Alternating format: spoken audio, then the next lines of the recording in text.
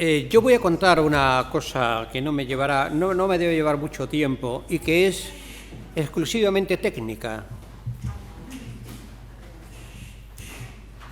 Técnico-jurídico de una sentencia del Tribunal Supremo 1065 del año 2024, de 23 de julio,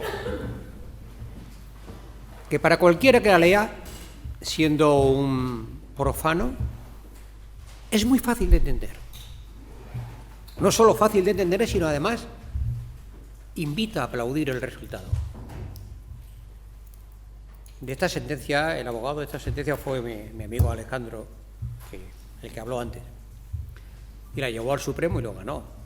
Tiene mucho mérito. Todo el mundo estará de acuerdo con ella. La pobre Tatiana, ¿cómo la iban a echar de su casa en esas condiciones? Sin embargo, para mí, como jurista, es una de las resoluciones más difíciles del derecho, porque está en el límite del derecho. Y el problema de que algo se encuentre en el límite del derecho es que es muy fácil que caiga para el no derecho. Que caiga para el no derecho y que la resolución de los casos empieza a ser una resolución basada en los hechos y circunstancias del caso. Es decir, una justicia del cadí con poca predecibilidad. Jurídicamente es una sentencia muy importante porque tensa el sistema.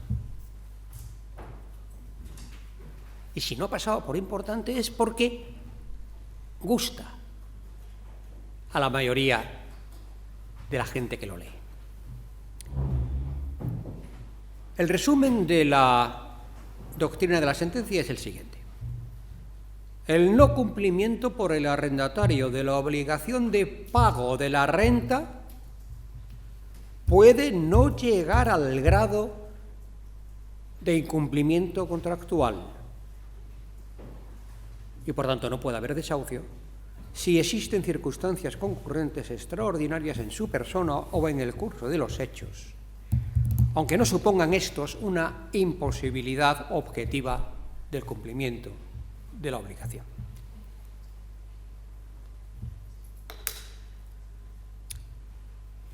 Vamos a los hechos. El impago de la renta arrendaticia se refiere a una sola mensualidad de renta, la de julio, pero que se abonó ya después, pasado. El acontecimiento grave que ahora mencionaré se pagó el día 3 de agosto por transferencia.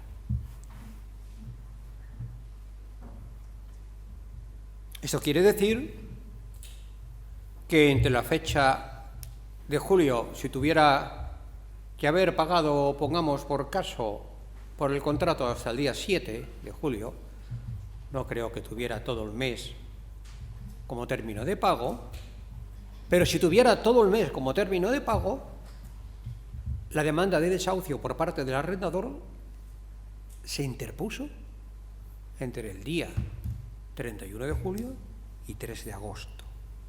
Es decir, que corrió mucho.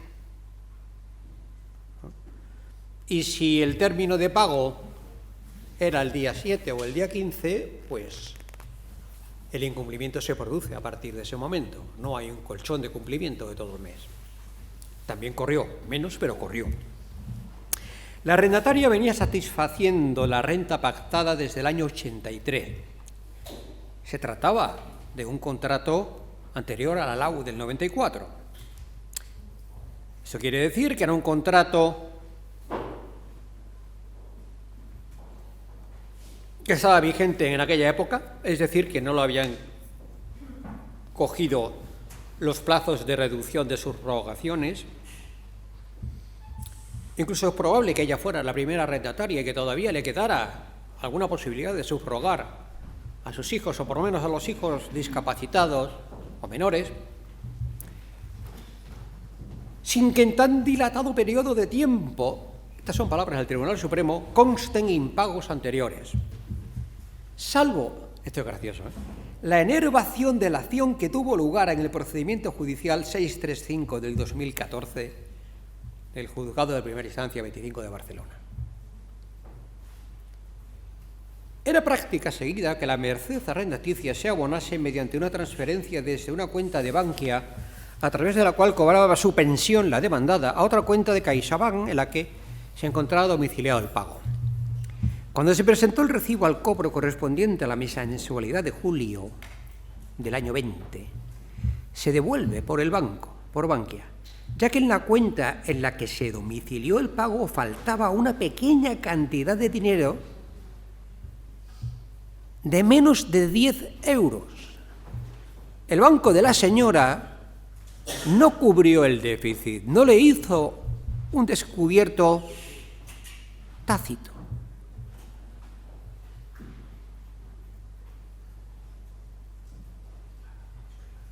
Pero no porque se lo negara a la señora no estaba para enterarse de nada. El día 16 de junio del año 20, la demandada había sufrido una caída que le produjo una fractura de radio y otra nasal, así como por razón de su edad, 82 años, presenta un leve deterioro de memoria.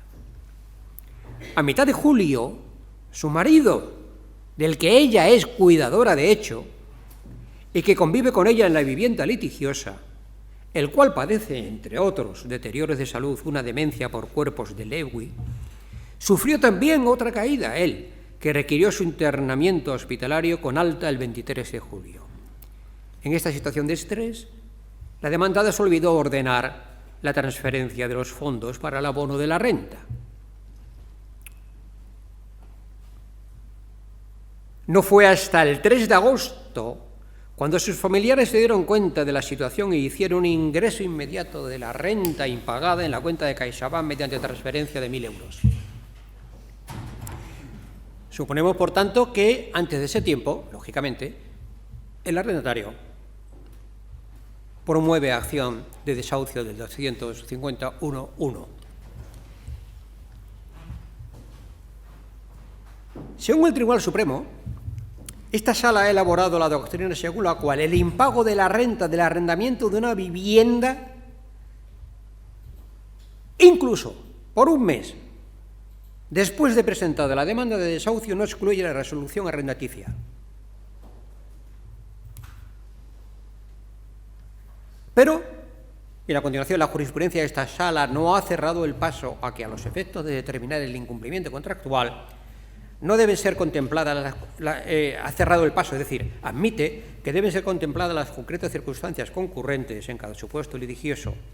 Y desde esta perspectiva, dice la sala, las anteriormente descritas de naturaleza excepcional determinan que no puede apreciarse concurrente un incumplimiento resolutorio del contrato de arrendamiento.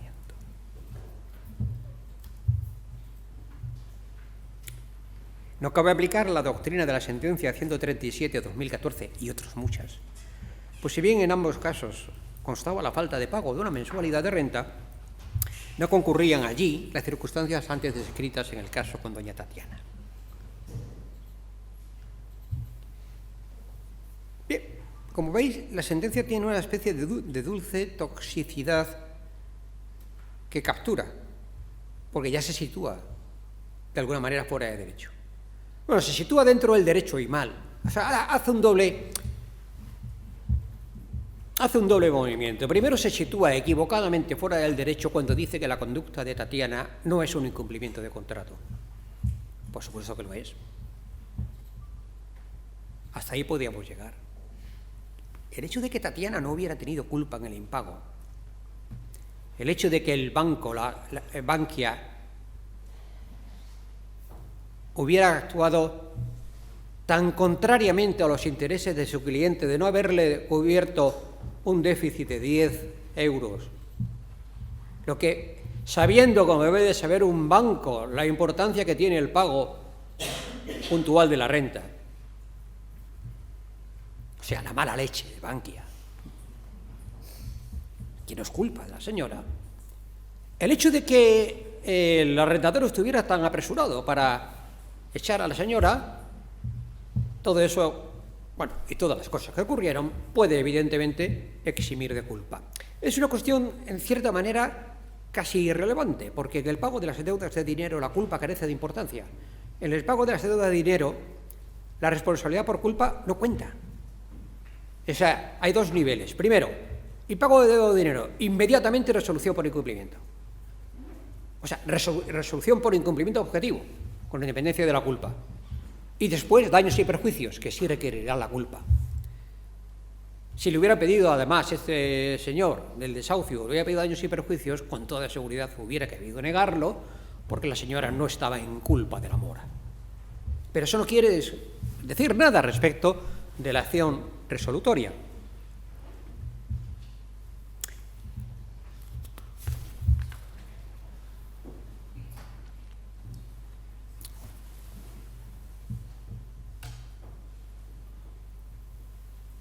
Además de negar que hubiera incumplimiento, que es un grave error por parte de la sentencia y que se podía haber ahorrado situándose ya directamente fuera del derecho, haciendo un juicio de equidad. Ningún tribunal lo puede hacer, pero el Tribunal Supremo lo puede hacer, porque nadie se lo va a rebatir. Puedes introducir una excepción de equidad en un supuesto de hecho, como lo ha hecho también en otras cuestiones de renta, con la cláusula rebus sic stantibus, y hacer una excepción para el caso singular. Eso un Tribunal Supremo lo puede hacer. Igual que puede hacer otras cosas para doblegar su propia doctrina anterior, que fue la que aplicó la Audiencia de Barcelona para declarar el desahucio de Tatiana. También dice otra cosa fuera del derecho, la sentencia. O sea, dentro del derecho, pero mal. Y también se la podía haber ahorrado. El impago no causó ningún perjuicio al acreedor. Si ese tipo de argumentos se pueden tener en cuenta para el ejercicio de la acción resolutoria, mal vamos. Pero no solo en el impago de las rentas arrendaticias, sino en general. Si condicionáramos en general el ejercicio de la acción resolutoria por incumplimiento a que el acreedor tuviera un perjuicio, introduciríamos en la acción abstracta y automática de resolución una contingencia de daño real, igual que si estuviéramos reclamando una indemnización. Sería tremendo. Porque claro, igual ocurriría con las cláusulas penales, resolutorias. Si introduces el factor de perjuicio en el ejercicio de la resolución, muérete. Porque claro, si además decimos que el propietario de esa vivienda, visto los años que llevan pasando, ya era un fondo que tenía muchas viviendas, que a lo mejor tenía todo el edificio del año 83, es muy fácil aseverar que el fondo era tan rico que no se le causa ningún perjuicio porque la señora se retrase 3 días. Todo eso es ex post, conocido ex post, el 3 de agosto.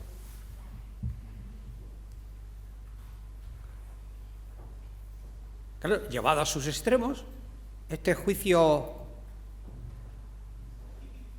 residual y obiter dictum, pero que pretende hacerlo desde dentro del derecho, causa más daño que si no lo hubiera dicho. Porque en el futuro, otras demandas, no solo arrendaticias, sino de cualquiera, de tipo resolutorio, podrán coger este argumento, con la consecuencia de que el rico nunca podrá desahuciar al pobre.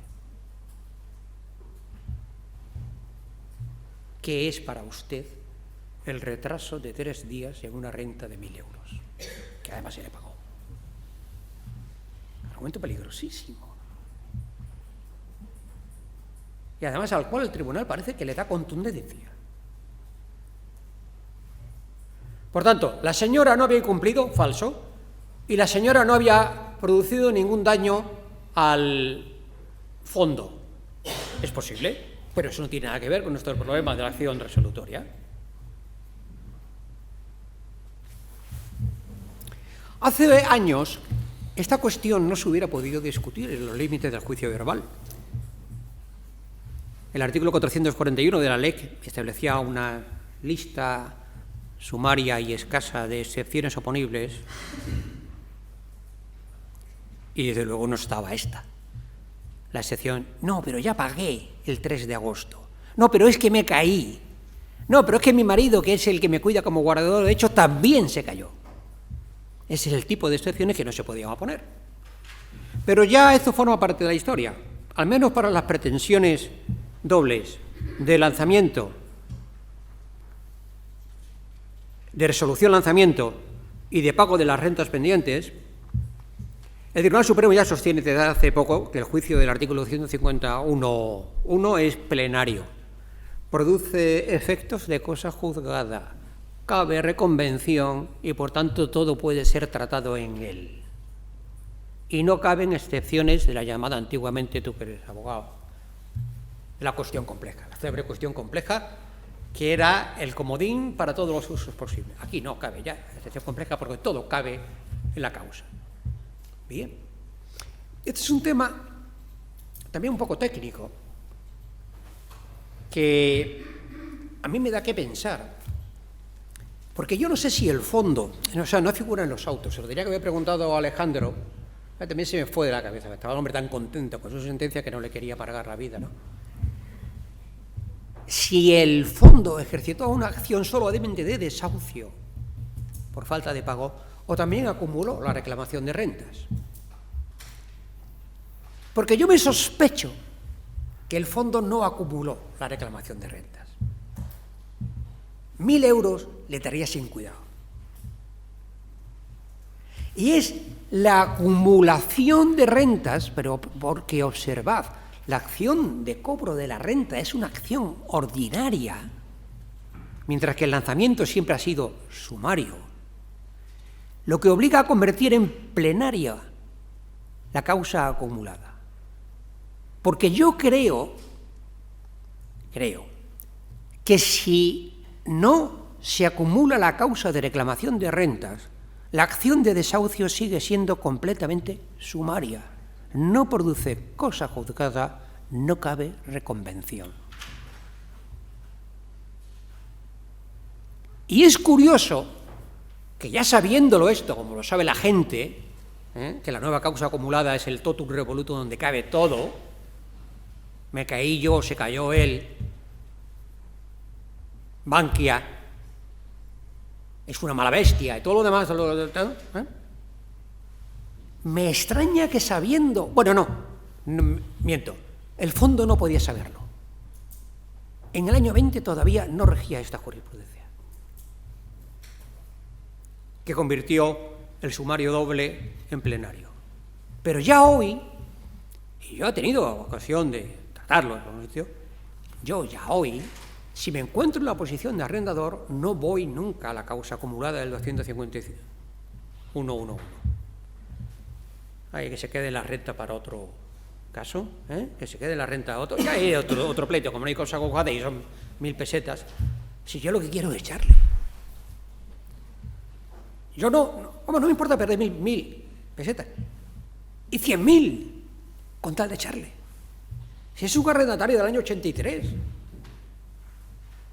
está ahora pagando una renta de miseria, por mucho que haya habido actualización de la disposición adicional transitoria 2 de la LAU del 94, yo lo que quiero es echarlo. Si es que le pago dinero porque se vaya, ¿qué me importan a mí los 1.000 euros? Y es lo que ya yo creo que los arrendadores que están en esta tesitura deberían hacer. No acumular la causa de impago. Darla por perdida, bueno, o por menos que la recuperen en un plano posterior si tienen ganas, ¿no? Porque si se mantiene el juicio sumario, a la calle, porque has incumplido un pago de renta, ya no cabe reconvención, ni caben historias, ni caben excepciones basadas en todos estos hechos singulares que se produjeron entre junio y julio del año 2020.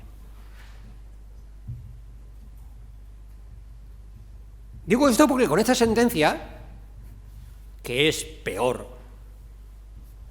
en el fondo que una posposición de desahucios de las causas vulnerables, porque esta va al fondo del asunto, con esta sentencia los arrendadores deben saber que no deben ir nunca al juicio acumulado.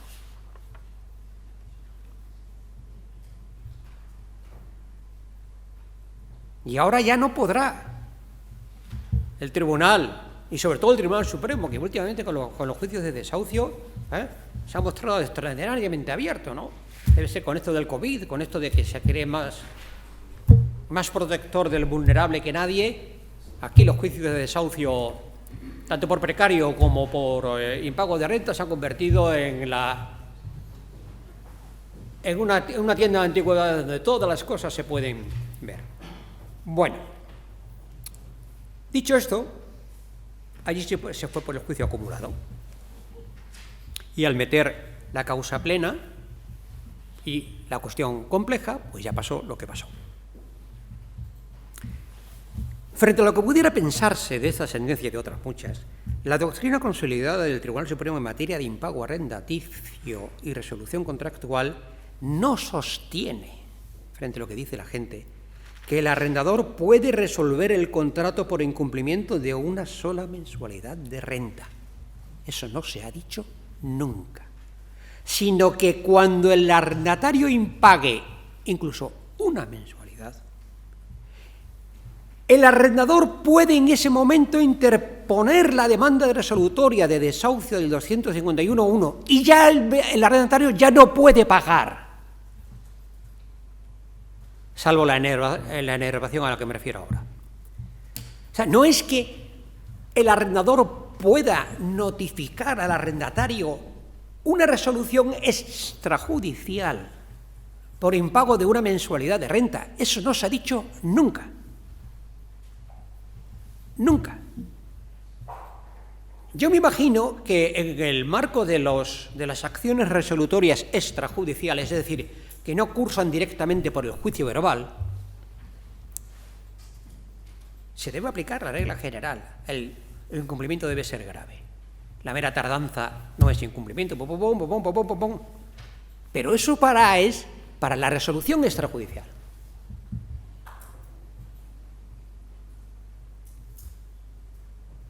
El desahucio del 251.1 contiene una resolución judicial, porque desahucio en el derecho castellano antiguo no significaba echar a alguien a la calle, sino resolver el contrato por el que estaba en el sitio. El desahucio es un juicio resolutorio, no es un juicio de echazón. La echazón forma parte de la ejecución de la resolución. Por tanto, el que ejercita la acción del 251.1 está resolviendo judicialmente el contrato. Y lo que le dice el tribunal es que si va por esa vía, puede resolver con el impago de una sola renta. Y que ya la retrocesión posterior del pago no paraliza la causa. Si paga antes de la acción de desahucio, paga bien, y por tanto la acción de desahucio ya no procede.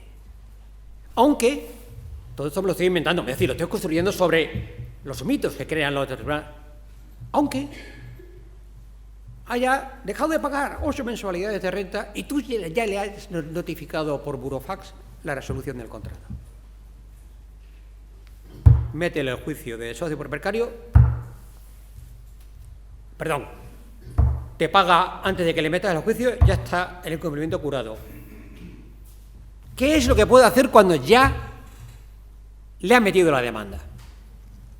O sea, se ha producido lo que los clásicos llamaban la litis contestatio, aunque no se le haya notificado, porque aquí el compañero no, yo no soy abogado, pero el experto en la abogacía en Madrid sabe, vamos, me ha pasado, que hay veces que dar traslado de una demanda a un demandado te puede llevar 7 y 8 meses. Por lo tanto, la litis contestatio se produce con la demanda. Si paga después de la demanda, oye, que me he enterado, mira que no, pago ahora, no, ya no. No hay que esperar al traslado. Ya no es curativo del impago. Sin embargo, como sabemos, en los arrendamientos urbanos siempre ha habido, siempre, no ahora, una regla protectora del inquilino, y por razón, pues el hombre vive en su casa, joder, y aunque le eches por 8 impagos, todo lo demás, el arrendatario, sabéis, puede enervar. Paga. Una vez presentada la demanda, paga la cantidad de vida, las costas y los intereses. Y enerva el desahucio. Hasta la próxima. Solo puede enervar una vez. Esta señora, recordad, ya había enervado una vez. O sea que le debió pasar algo parecido en otra contingencia anterior y enervó el desahucio cuando ya se lo habían comunicado. Ahora no pudo enervarlo. Fijaros, sus hijos le ingresan 1.000 euros el 3 de agosto, pero no pueden enervar el desahucio. Si no hubiera enervado el desahucio antes, los hijos lo que debían hacer es, ya que le habían metido la demanda, esperar y decir, toma, enervamos el desahucio, 1.000 euros, o lo que sea, intereses y cosas. Y fue asunto concluido. Pero no podían enervar. Es curioso que el Tribunal Supremo se la traga, porque esto es tragárselo. La Audiencia de Barcelona, como casi siempre en este tipo de cosas, anduvo mucho más lista. Pero el Tribunal Supremo no se dio, es que ni lo mencionó, que no podía. Fijaros, cómo estaría desesgada la sala de casación, que dijo que esta señora había sido siempre un arrendatario ejemplar. Y ni siquiera le pasó por la cabeza que para todo eso que hicieron sus hijos, ya no tenía la oportunidad de enervar el desahucio. Fijaros en qué situación nos encontramos. Si nos encontramos en la situación de aquel que nunca ha enervado el desahucio porque nunca ha impagado, estoy seguro que los tribunales no la van a aplicar esta sentencia. Le dirán, con el traslado de la demanda se le dice que puede usted enervar. Si enerva, todo acabado. Si no enerva, para adelante, y aquí esto ya no lo para nadie. Salvo después en vía de ejecución, lógicamente, cuando diga usted que es vulnerable y ya se forme el cachondeo que todos conocemos, ¿no? Y para los que ya no pueden enervar porque han enervado, es decir, ya han sido incumplidores en el pasado, la situación es mucho más favorable, porque se les aplica esta sentencia. Usted no puede enervar, déjame que coja el curso de los acontecimientos y me entere toda la vida, y milagros de usted, de su marido, del banco, del otro, de tal y cual, del dinero que tiene, del arrendador que tiene, de qué tiempo el arrendador ha dado para esperar, no hay incumplimiento. O sea que ni tan siquiera hay que enervar.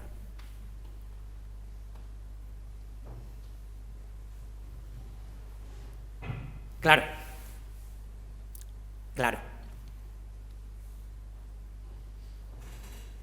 Si la demanda se hubiera presentado el día 1, el pago hecho por los hijos de Tatiana, el día 3, hubiera actuado como enervación del desahucio y, por tanto, no merece la cosa más discusión. Pero como no podía actuar como enervación del desahucio, el desahucio siguió adelante. Pero entonces, la gente que no puede enervar por estas condiciones, entonces se le abre la ventana de la consideración, o vamos a llamar la consideración ponderativa de todas las circunstancias del caso. No ha habido incumplimiento. Chico, es que ni siquiera tiene que enervar ahora, antes de la ejecución. Es que no ha habido incumplimiento.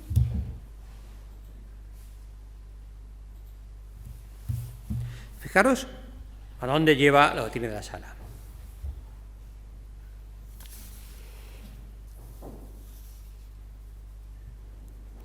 Que podemos llamar la paradoja de la enervación.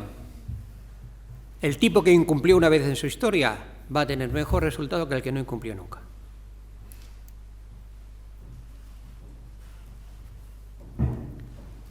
Porque en el juicio de desahucio normal con enervación se le dirá, tiene usted 5 días para enervar el desahucio. Y dice, no puedo, no tengo un duro. Más pobre que una rata. No puedo. Pues ya sabe, a la calle. No vamos a entrar en juicios ponderativos.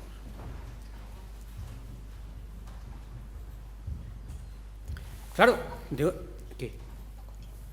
Me queda poco tiempo, vale. Dime cuánto tiempo me queda. 5 minutos. Buah.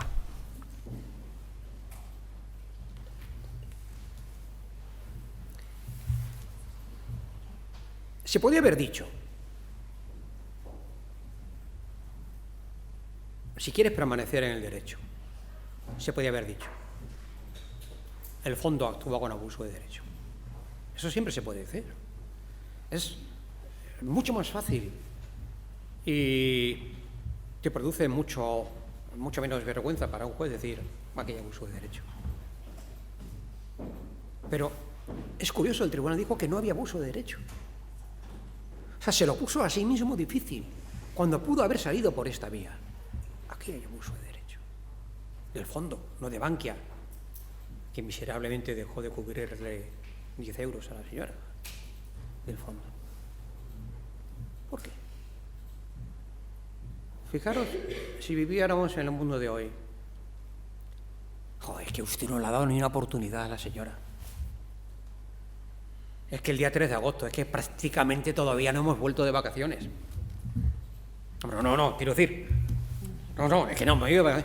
Es que usted no le ha dado ni una oportunidad a la señora, no la ha llamado, no ha mandado un burofax, no. Yo no sé cómo se comunicaba al fondo con la señora, probablemente no por correo electrónico, ni creo que tampoco por burofax, no sé de qué manera se comunicaba, si por teléfono o no. Pero usted no le ha dado ninguna oportunidad. Usted tiene un deber de proteger a personas. No es que esto vaya a cambiar las reglas del juego, porque la regla, ni la vulnerabilidad ni la discapacidad, que por cierto, tanto ella como su marido eran discapaces y la sentencia ni siquiera lo menciona. Otra de las cosas curiosas. Pero, también con razón, la discapacidad, si la cogéis en la ley 8/2021, no es una causa de atribuir o de restringir derechos entre particulares. No lo es. La discapacidad se entiende hoy como otra cosa, distinta. Por mucho que la realidad sea la que es. Pero la discapacidad no es un modo de otorgar ni de restringir derechos. Y la vulnerabilidad tampoco, porque el único derecho al que afecta la vulnerabilidad en este punto es a la ejecución de la sentencia de desahucio. Pero aquí ni tan siquiera se había empezado a ejecutar, era simplemente la declaración de la resolución. Por tanto, no hubieran añadido nada en cuanto a fundamentos autónomos, pero sí desde el punto de vista del abuso de derecho, no abuso de derecho del fondo, porque su arrendataria sea vulnerable, eso no es un asunto del fondo, como tampoco es un asunto del fondo si se cae o no se cae, si tiene buena memoria o no la tiene, ni que sea discapacitada, eso no es un asunto, no es una incumbencia del fondo, pero sí hay deberes accesorios. Hombre, estamos en el mercado de la vivienda, que no es cualquier cosa, que esta señora lleva muchos años pagando, y en el mes de julio no ha pagado. Usted no se ha enterado. Oye, ¿usted por qué no paga? ¿No? Es porque no puede, porque no, pues estoy en el hospital. Es decir, había una manifiesta voluntad de echar a la señora y de utilizar todos los recursos del derecho para no darle una posibilidad de restaurar su posición original. Probablemente por el artículo 1258 del Código Civil, la actitud de ese arrendador fuera contraria a la buena fe y abuso de derecho. Pero es que el tribunal no lo dice. Ya casi, pero casi ¿qué es? Ya. Bueno, bueno, hoy. ¿A él no se lo dijiste? Que se ajusta al tiempo. Mirad, ya acabo. El tribunal no fue por ahí. Hay 15 factores de ponderación en la sentencia. Caídas, otras caídas, memorias, guardador de hecho, doble guardador de hecho, agosto, no sé cuánto. 15 factores de ponderación para decir que no hay incumplimiento. Ahora bien, también el tribunal dice: esto es tan extraordinariamente idiosincrático que no se piensen ustedes que esto es que se abre la verja para todo caso. Tienen que darse las circunstancias excepcionales. Digo, ¿pero cuánto de las 15? Este es como el misterio de los griegos que te decían de los granos de arroz. ¿Cuántos granos de arroz hacen un montón? Y una vez que tengo un montón, ¿cuántos granos de arroz tengo que quitar para que ya no haya montón? Tienen que entrar a los 15 factores de ponderación. Y 14. ¿Y si en vez de ser su marido, su guardador de hecho, era su hermana, la que se cayó? ¿Cambia la cosa? ¿Y si en lugar de ser Julio es Abril? Y si en lugar del descubierto de ser de 10 euros, era un descubierto total.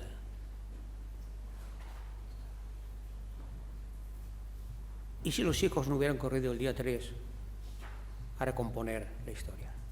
O sea, el problema de todo esto es que es un caso tan idiosincrático, el de Tatiana, que nunca se puede reproducir. Cuanto más reduces y particularizas un supuesto de hecho, más improbable es que se pueda repetir en el futuro con las mismas condiciones que han dado lugar a la doctrina extraordinaria.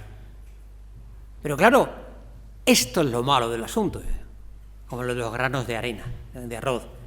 Es la maldición del sórites, de los filósofos griegos. Mañana tendrás un caso con 14, con 13. Mañana no tendrás una señora de 83 años, tendrás una... Mira, vas a tener una de 91, pero a cambio de que engrose el factor 1, el factor 3 no lo tiene, porque su marido no se había caído. Mira, no tienes el factor 4. Su marido era su guardador de hecho, que vivía con ella. Su guardador de hecho era su sobrino, que no estaba en casa. O sea, a poco que cambie la indicación que individualiza un supuesto de hecho, ya no se da el supuesto de hecho excepcional, al cual vincula la sentencia el resultado. Como eso no va a poder ser así, la consecuencia es la incertidumbre, la discrecionalidad futura. Y esto es lo malo de la sentencia. Pensad, si en lugar de ser una vieja con disfunciones y un señor anciano también con disfunciones, fuera simplemente un pobre, sin disfunciones. ¿Por qué no vamos a llegar al mismo resultado? Si vamos... Dice, usted tiene, como en el Playmobil, que poner 15 fichas para la ponderación. Ponga 15 fichas, aunque no sean las mismas. Y todo supuesto de hecho lo puedes individualizar hasta el punto de encontrarle 15 fichas de identificación. Y por tanto la doctrina se hace ilimitada en sus efectos. Ya. Muchas gracias.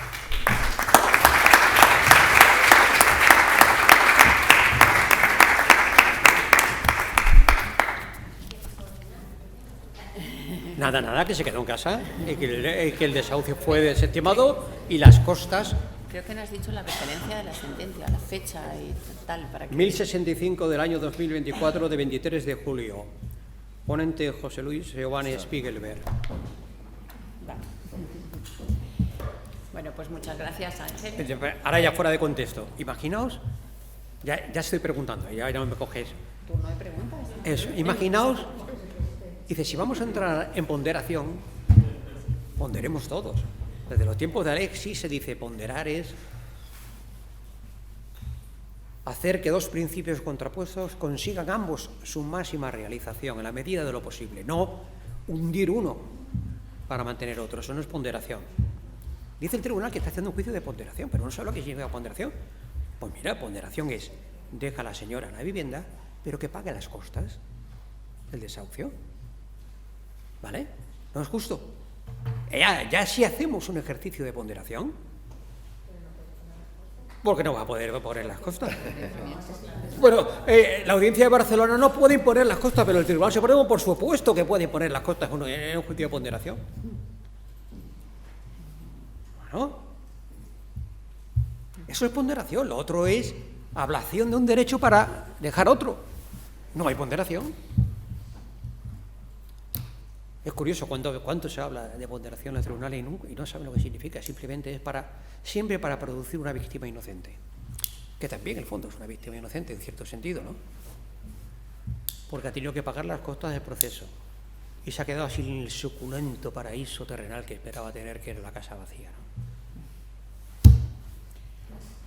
Abrimos turno a posibles preguntas. Por allí, Álvaro, adelante. Pregunta breve. ¿No consideras que el hecho de que estemos ante contratos de carácter sucesivo vuelve un poco paradójico que el efecto resolutorio, ¿no?, en el contrato de tracto sucesivo tenga un efecto nunc, y sin embargo estamos tomando en consideración a efectos de no permitir la resolución del contrato hechos pasados, los cuales, desde la teoría general en materia de resolución de tracto sucesivo, resultan absolutamente impertinentes porque los únicos efectos resolutorios son el futuro. No. Bueno, no es así. Para empezar, no hay tanta diferencia temporal. Dice que el día que la señora se pegó la hostia hasta que mete en el desahucio, no tan. Y segundo, lo de los efectos ex nunc del desahucio quiere decir que a partir del momento de que se adquiera la firmeza judicial o extrajudicial de la resolución, el contrato se extingue con efectos de futuro, de agosto para adelante, no con efectos de pasado. Pero la causa que puede llevar a la extinción puede ser una causa de pasado, naturalmente. Incluso 10 meses de impago, 9 de ellos son de pasado y puede producir la resolución con efecto ex tunc desde agosto. No hay.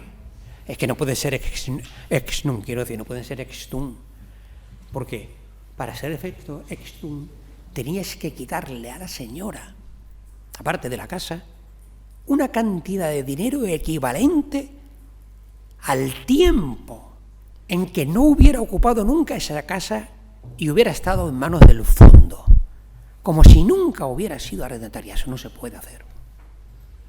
De ahí el efecto ex nunc, de la eficacia resolutoria, no de otras cosas.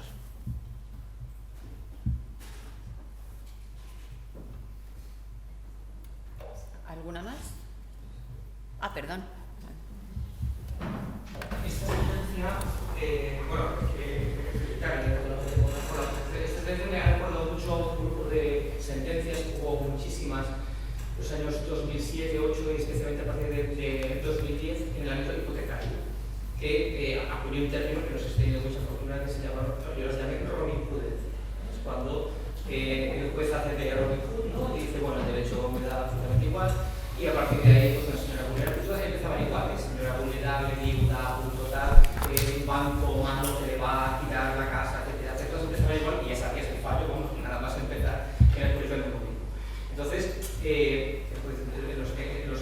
Entonces, quiero decir, todas aquellas sentencias acabaron bastante mal, es decir, no para la juez que las iba dictando, había uno muy conocido que era Seijo, que acabó en un secretario judicial, últimamente además, digamos que eso le facilitó la... Totalmente. Vamos, le subió en una nube para... Eso es. Y entonces, pero las consecuencias para el resto de la humanidad han sido desastrosas, básicamente porque recuerdo una de ellas que era, esta era de alquileres, familia monoparental con hijos, lleva 5 años sin pagar el alquiler, no hace falta que pague el alquiler, esta era de Madrid, no hace falta que pague el alquiler porque los niños habían acabado el curso escolar. Dice, bueno, pero hagan desahucio, ¿vale? Dice, no, que me ha acabado el colegio, cuando acabe el colegio, porque ella decir, pues esto, que es mayor, o que el banco no le ha fiado 10 euros, o porque, bueno, pues porque no es mayor de edad, o no tiene autonomía económica, etcétera, pues va a un paso, ¿no? A partir de entonces, muchos caseros se negaron, y estaban en la fila, familias monoparentales con hijos, y dicen, nada, tú fuera, ¿no? Y las consecuencias para el resto de la humanidad han sido un Tremendo, efectivamente. Yo no sé lo que quería preguntar, ¿qué consecuencias esperan de esta sentencia? Bueno, tú sabes, siendo el Supremo es difícil prever, ¿no? Pues sobre todo porque, como te digo, los factores de ponderación se puede cambiar por otro, con tal de que se sumen 15. La sentencia aquella, ¿sabe cómo acabó la consecuencia de aquella? Aquellas sentencias se aplicaban para los impagos de los préstamos hipotecarios para provocar el vencimiento anticipado. Y ya vino a resolverse cuando ya las audiencias ya se subieron a la parra de que no, un impago ni 2, ni 3, ni 5. Entonces ya la ley que ya conocemos, la 5/2019, pues estableció que para resolver el primer tramo del empate hacía falta 7 impagos y después 12, no me acuerdo cómo era, ¿no? Ya está. Cuando se produzca eso, pues ya la resolución. Claro, la consecuencia aquí se puede mimetizar. Ay, ¿por qué el tribunal se aferra viendo que va a cometer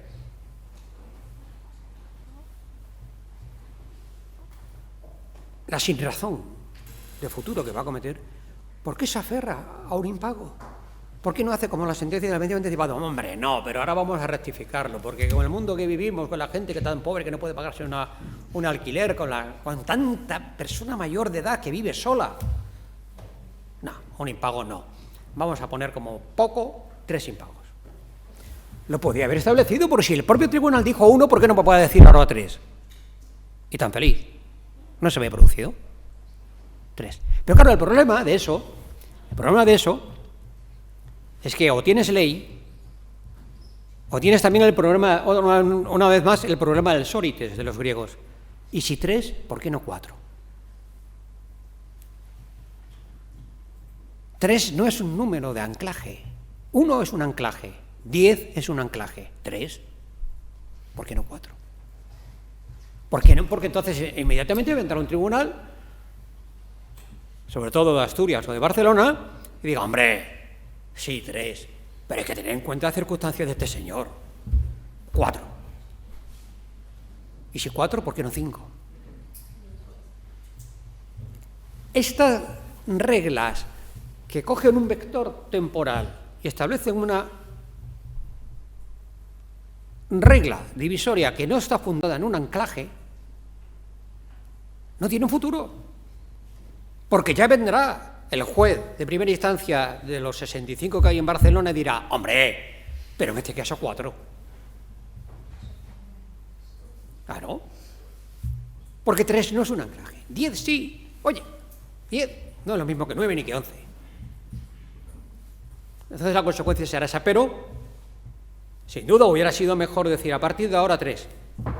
O, porque lo digo yo, personas vulnerables y medio discapacitadas, 5 impagos de renta. ¿Claro? Pero no lo hizo tampoco y prefirió salirse del derecho, ¿no? Y dejarles con un impago para la resolución. Sí, efectivamente, este origen ya viene de las hechazones hipotecarias, que no son muy distintas de las hechazones arrendaticias.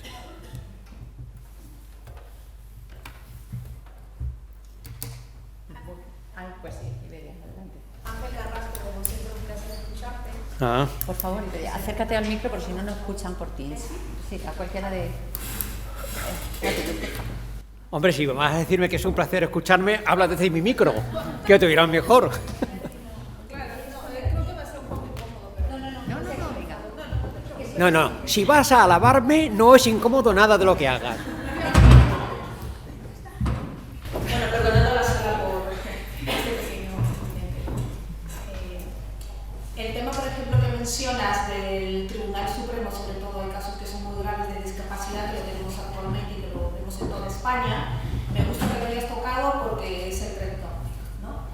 El tema y la preocupación para todo el mundo es que a pesar de que hay una resolución a favor o un fallo favorable, en este caso para las personas que tienen esta discapacidad y que tienen estos temas, inclusive hay errores financieros, en este caso de Bankia, como tú lo has mencionado, hay mucho, y no solo de Bankia, sino de otras instituciones financieras bancarias, o casualidad digo yo, ¿no? Porque pasan estos temas que son duros, reales, y que de por sí hay una dificultad, un acceso para la vivienda, y estamos hablando de personas mayores que son sumamente vulnerables, que por razones están viviendo en casas alquiladas X o lo que sea, pero a veces por un impago, ya sea una sola letra, vuelvo a recalcarlo, simplemente pasa al fondo inclusive del banco, lo cual no entiendo, y a pesar de haber leído ciertas cosas,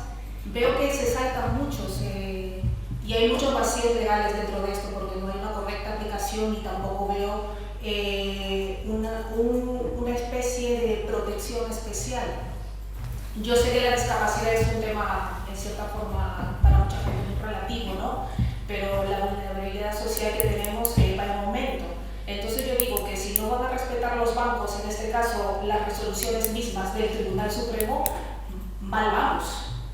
sobre todo porque estamos dejando un vacío dentro de estos fondos que a las personas les notifican pasado a veces hasta 5 años, ¿sabes qué? Esta casa ya no es tuya, por ejemplo, o tú no puedes seguir alquilando aquí porque esta casa ha pasado a otro propietario, cuando le han dado la razón en el Tribunal Supremo.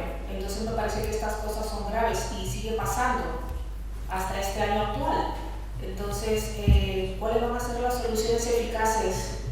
En este caso, ¿no? Es un poco complejo, yo lo sé, es un ritmo jurídico, pero la vulnerabilidad social es muy grande en este caso.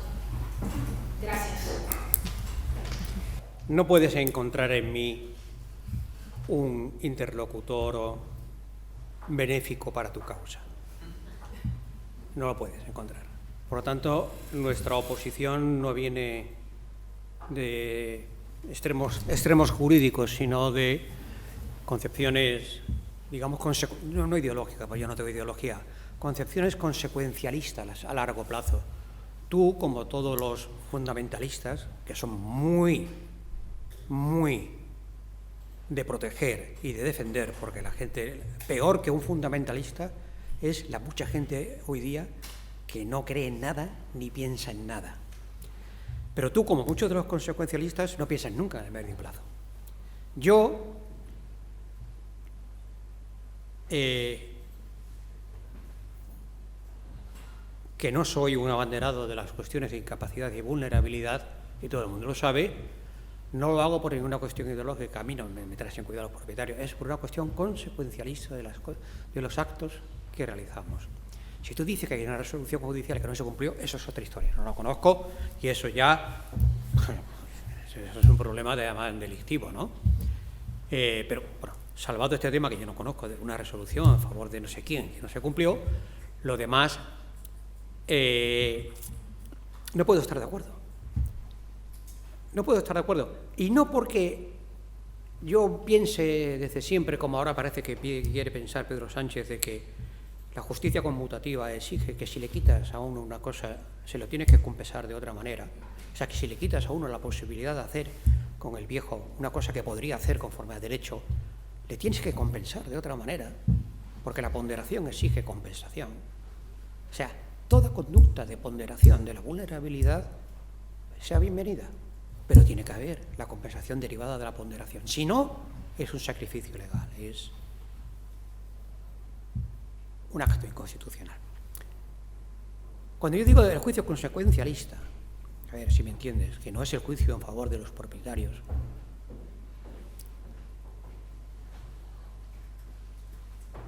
es la siguiente consideración. Si Tatiana no tuviera historia, si mañana acabara el mundo y, como decía Borges, queda obliterado con tus efímeras pirámides y no hay mundo, el caso de Tatiana está bien resuelto, porque no hay un más allá. Y en los tiempos donde no hay un más allá y el mundo queda obliterado, sin futuro, hay que vender la tela como se puede. Oye, hay que liquidar todo esto porque mañana no existe. Pues mira, si vamos a liquidar todo esto, que se quede Tatiana con el piso hasta mañana, que todos moriremos, y el fondo que le da igual porque con lo que tiene. Pero claro, como hay mañana, el juicio consecuencialista es el juicio de incentivos. A esa señora alguien le alquiló el piso. Bien. Ese está entrillado por la sentencia del Supremo. Entrillado. Mientras no cometa la señora un nuevo impago que le permita, pero está, se lo tiene que tragar. Pero no se tiene que tragar otros en el futuro. Es decir, quiere decir que si quedaba algún rastro de incentivo para alquilar a personas de 80 años, el fondo, que sea conocedor de cuáles son las reglas de derecho en este país, dirá no. A ti, no. Como decía antes el economista de Barcelona, esto es un casting, estás el último de la fila. ¿Por qué? Porque tengo una arrendataria de 83 años que se llama Tatiana, que me la han pasado por el foro del derecho para que yo me la trague. Y me la tengo que tragar. Pero en el casting van los últimos. Entonces, en la concepción consecuencialista, le damos a Tatiana una cosa a la que podía no tener derecho si hubiéramos aplicado la ley, pero ya no creamos espacio de futuro para gente como ella. O simplemente porque los arrendadores hoy pueden hacer lo que les dé la gana. Bueno, no soy yo tan malo como para no alquilar a una señora de 70 años, pero la renta para ti vale el doble. Pero me tengo que pagar la prima de riesgo de que me llegue el señor Spiegelberg y me diga una tontería nueva, o el señor Seijo. Aquí en este país cualquier juez está a las primeras para decir tonterías anticonsecuencialistas. Entonces yo, para no intentar de perturbar o de deteriorar aún más de lo que lo están en el futuro de las posibles otras Tatianas, pienso que a esta señora había que haberla echado.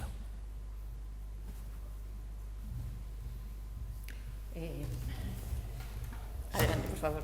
Muy breve. Si me permites, muy breve, después de escuchar a Don Ángel, es un auténtico placer, de verdad, desmenuzado una sentencia de Seoane, que presumo que es amigo mío, pero a pesar de eso, el análisis crítico lo comparto en todos los extremos. Y yo, por dar una breve visión desde el punto de vista de la abogacía, vamos a ver, los abogados estamos en las dos partes y vemos esta situación de una forma muy aséptica, uniendo a lo que tú decías. Yo creo que hay que tener muy claro que la vulnerabilidad no es un motivo de oposición de un juicio de desahucio. No podemos pretender trasladar a los tribunales un problema social. En España hay un problema social y lo que se está haciendo ahora mismo es trasladar a esos tribunales, a los tribunales de justicia, un problema de vulnerabilidad que tiene que resolverse fuera de los tribunales. Y yo creo que erramos si lo hacemos. Y el juicio de ponderación que también exponía Don Ángel, ahora mismo lo estamos encontrando en los servicios sociales. Y esto lo veo yo en el ejercicio profesional todos los días, ¿no? Los servicios sociales están declarando situaciones de vulnerabilidad sin ningún criterio. La vulnerabilidad social, no la económica, sí, la vulnerabilidad social. Entonces, o solucionamos y establecemos un protocolo de lo que debe entenderse realmente por vulnerabilidad social. Buscamos, desde un punto de vista de las administraciones públicas, no a través de los tribunales, una solución habitacional para estas situaciones que se producen, o no vamos a acabar con el problema. Desde la sentencia que ha comentado Don Ángel, es que en la vida diaria no llegamos al Tribunal Supremo. Todo esto lo vemos en la primera instancia generalmente, no se recurre. Preferimos volver a presentar una demanda antes que recurrir, porque lo que quiere el propietario, si defendemos los intereses del propietario, lógicamente, queremos que se resuelva lo antes posible. A mí me gustaría, si Alejandro, no sé si estará conectado, tú decías que ha acumulado demanda de desahucio por falta de pago y reclamación de rentas. Creo que lo tiene que haber hecho, porque si no, Seoane no podía haber hecho la diserción. Es que es muy importante. Es que es muy importante, y si Alejandro está online, que nos lo diga, a ver si realmente se había acumulado o no. No, pero Alejandro... pero Alejandro defendía a la demanda. Bueno, pero sabe Ya, seguro. Seguro. Entonces, lo de la sumaridad del procedimiento es básico en todas estas cuestiones. En fin, simplemente quería un poco la visión desde el ejercicio profesional, ¿no? Que nos encontramos con este problema todos los días. Gracias a todos por este animado y fructífero debate. Sin más...